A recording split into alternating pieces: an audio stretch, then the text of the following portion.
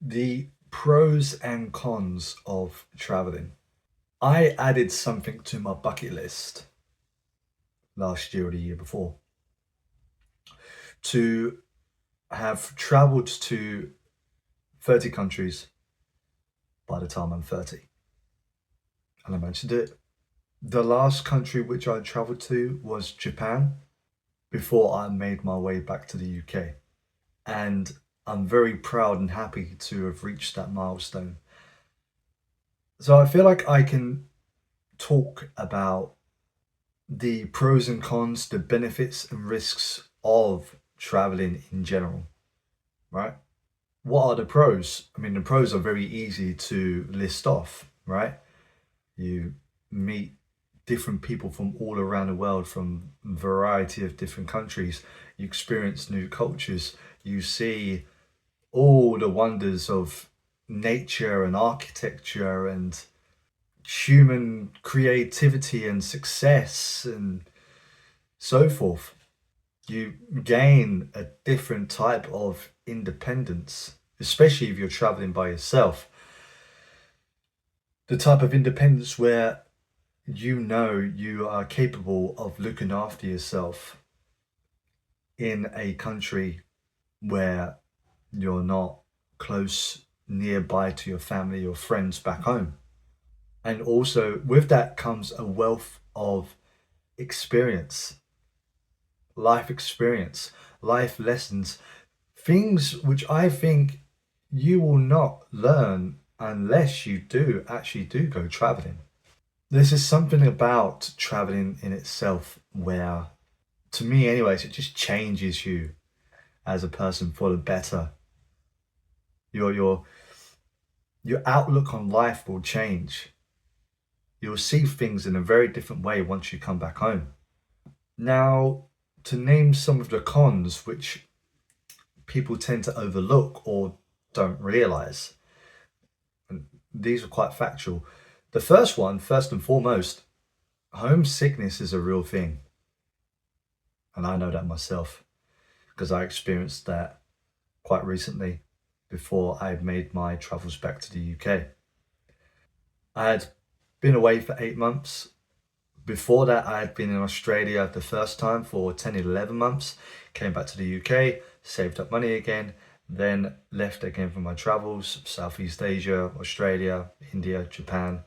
And it just got to a point where my intuition was just telling me that I just had to come home, despite the fact that I didn't really want to come back to the UK because there were just some uncomfortable truths and having to deal with the realities of life back home, which made me not want to come back home in the first place. But I had to listen to my intuition and I had to do what was right for me at that time. And homesickness is not a trivial thing that you might see in movies or TV shows. It's very profound.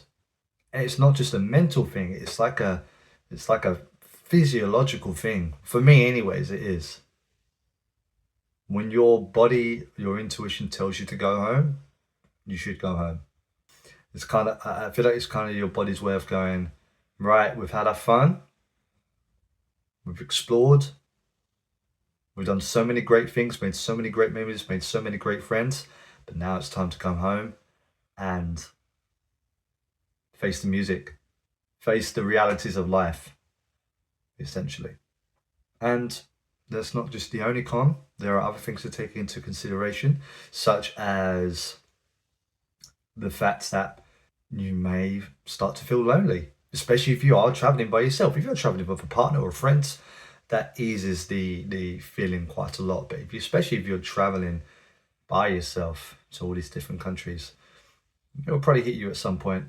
Even when you're surrounded by people in the same hostel and enjoying each other's company, that you may miss the company of your family and your friends back home. That's completely understandable. Completely understandable.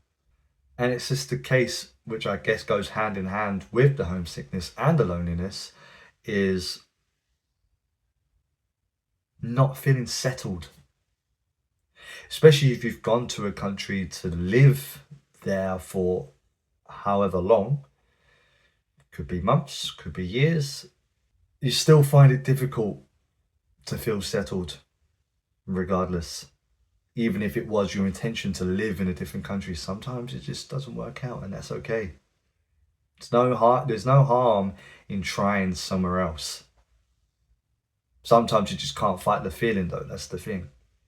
And the last con which I can think of is, once you do come back home, depending on how long you've been away for, settling back into life can be difficult sometimes, depending on who you are, depending on how long you've been away for.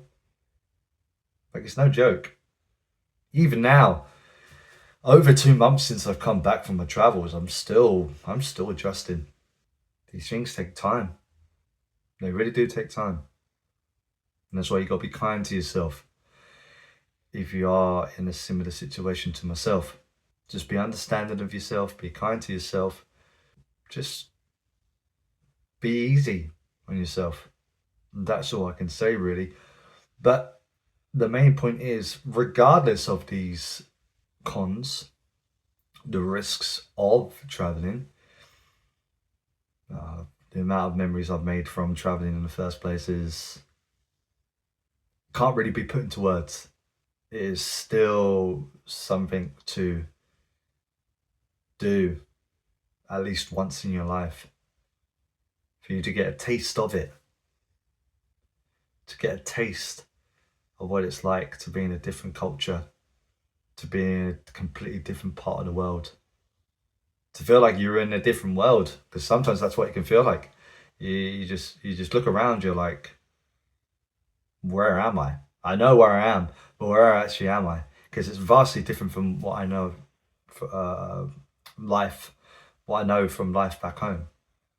So go for it. You got the opportunity, go for it. No matter what the cons are, no matter what the risks are, it's absolutely worth it. And if anyone's thinking of doing this, if you're watching this video right now, you're thinking about traveling, go and do it. You won't regret it one bit, I can assure you. Anyways, ladies and gentlemen, I hope you liked this video. If you did, feel free to like, share and subscribe. If you have any questions or you disagree with some of the things I said, feel free to leave a comment down below. If you would like to send me a direct message, feel free to hit me up on my Instagram page, stirringteainacrazyworld, and I'd be more than happy to have a nice, lovely conversation there. But until then, ciao.